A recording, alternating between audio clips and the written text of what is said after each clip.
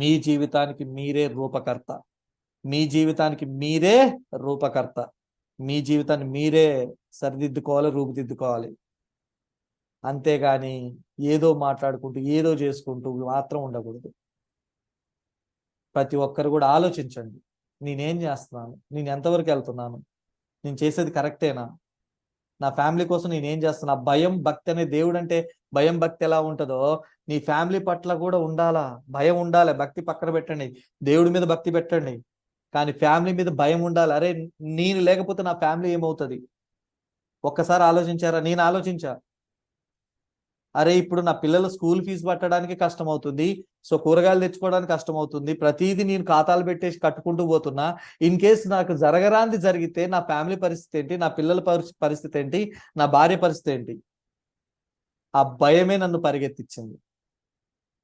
అప్పుడు నేను రాసుకున్న నా డైరీలో నా జీవితాన్ని నేనే మార్చుకోవాలా, ఎవరో వచ్చి ఏదో చేయరు.